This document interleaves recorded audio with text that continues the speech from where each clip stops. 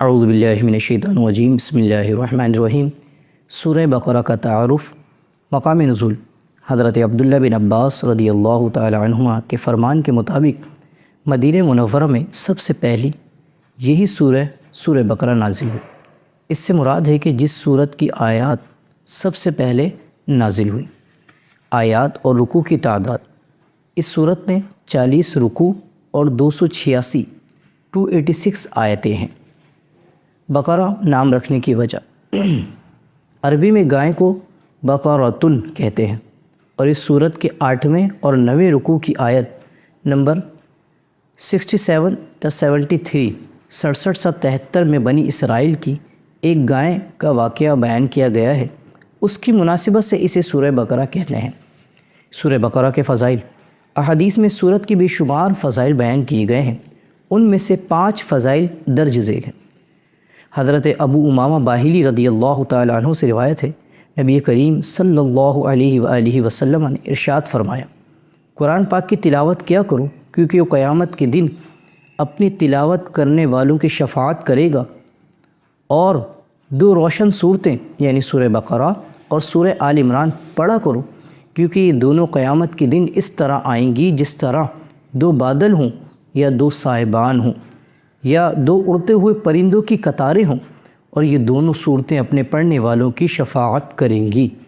سورہ بقرہ پڑھا کرو، کیونکہ اس کو پڑھتے رہنے میں برکت ہے، اور نہ پڑھنے میں ثواب سے محروم رہ جانے پر حسرت ہے، اور جادوگر اس کا مقابلہ کرنے کی طاقت نہیں رکھتے۔ حضرت ابو ہریرہ رضی اللہ تعالیٰ عنہ سے روایت ہے، حضور پر نور صلی اللہ علیہ وآلہ وسلم نے ارشاد فرمایا، اپنے گھروں کو قبرستان نہ بناؤ، یعنی اپنے گھروں میں عبادت کیا کرو، اور شیطان اس گھر سے بھاگتا ہے جس میں سورہ بقرہ کی تلاوت کی جاتی ہے۔ حضرت ابو مسعود رضی اللہ تعالی عنہ سے روایت ہے، سرکار دو عالم صلی اللہ علیہ وآلہ وسلم نے ارشاد فرمایا، جو شخص رات کو سورہ بقرہ کی آخری 2 آیتیں پڑھ لے گا تو وہ اسے ناگہانی مصائب سے کافی ہوں گی۔ حضرت ابو ہریرہ رضی اللہ تعالیٰ سے روایت ہے، حضور اقدس صلی اللہ علیہ وآلہ وسلم نے ارشاد فرمایا، ہر چیز کی ایک بلندی ہے، اور قرآن کی بلندی سورہ بقرہ ہے۔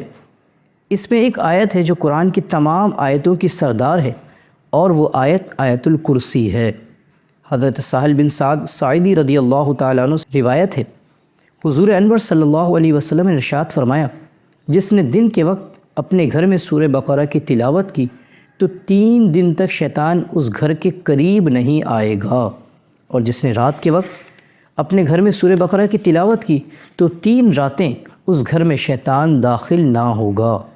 سورہ بقرہ کے مضامین، یہ قرآن پاک کی سب سے بڑی سورت ہے، اور اس سورت کا مرکزی مضمون یہ ہے کہ اس میں بنی اسرائیل پر کیے گئے انعامات، ان انعامات کے مقابلے میں بنی اسرائیل کی ناشکری، بنی اسرائیل کے جرائم جیسے بچھڑی کی پوجا کرنا، سرکشی اور عناد کی وجہ سے، اور حضرت موسیٰ علیہ السلام سے طرح طرح کے مطالبات کرنا، اللہ تعالیٰ کی آیتوں کے ساتھ کفر کرنا، انبیاء کرام علیہ السلام کو ناحق شہید کرنا اور عہد توڑنا وغیرہ۔ گائے ذبح کرنے کا واقعہ اور نبی کریم علیہ السلام کے زمانے میں موجود یہودیوں کے باطل عقائد و نظریات اور ان کی خباثتوں کو بیان کیا گیا ہے، اور مسلمانوں کو یہودیوں کی دھوکہ دہی سے آگاہ کیا گیا ہے۔ اس کے علاوہ سورہ بقرہ میں یہ مضامین بیان کیے گئے ہیں، قرآن پاک کی صداقت، حقانیت اور اس کتاب کے ہر طرح کے شک و شبے سے پاک ہونے کو بیان کیا گیا۔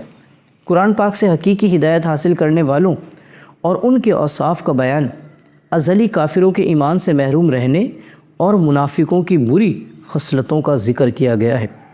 قرآن پاک میں شک کرنے والے کفار سے قرآن مجید کی صورت جیسی کوئی ایک صورت بنا کر لانے کا مطالبہ کیا گیا، اور ان کے اس چیز سے عاجز ہونے کو بھی بیان کر دیا گیا۔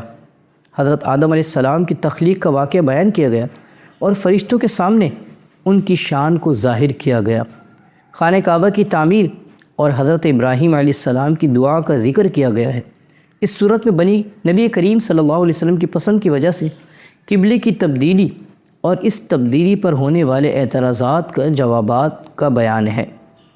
عبادات اور معاملات جیسے نماز قائم کرنے، زکوٰۃ ادا کرنے، رمضان کے روزے رکھنے، خانہ کعبہ کا حج کرنے، اللہ تعالیٰ کی راہ میں جہاد کرنے، دینی معاملات میں قمری مہینوں پر اعتماد کرنے، اللہ تعالیٰ کی راہ میں مال خرچ کرنے، والدین اور رشتہ داروں کے ساتھ حسن سلوک کرنے، یتیموں کے ساتھ معاملات کرنے، نکاح، طلاق، رضاعت، عدت، بیویوں کے ساتھ ایلا کرنے، جادو، قتل، لوگوں کے مال ناحق کھانے، شراب، سود، جوا اور حیض کی حالت میں بیویوں کے ساتھ صحبت کرنے وغیرہ کے بارے میں مسلمانوں کو ایک شرعی دستور فراہم کیا گیا ہے۔ تابوت سکینہ طالوت اور جالوت میں ہونے والی جنگ کا بیان ہے۔ مردے زندہ کرنے کے ثبوت پر حضرت عزیر علیہ السلام کی وفات کا واقعہ ذکر کیا گیا ہے۔ حضرت ابراہیم علیہ السلام کو 4 پرندوں کے ذریعے مردوں کو زندہ کرنے پر اللہ تعالیٰ کی قدرت کا نظارہ کروانے کا واقعہ بیان کیا گیا۔ اس صورت کے آخر میں اللہ تعالیٰ کی بارگاہ میں رجوع کرنے، گناہوں سے توبہ کرنے اور کفار کے خلاف مدد طلب کرنے کی طرف مسلمانوں کو توجہ دلائی گئی ہے اور مسلمانوں کو قیامت کے دن سے ڈرایا گیا ہے۔ صلی اللہ علی محمد صلی اللہ علیہ وسلم۔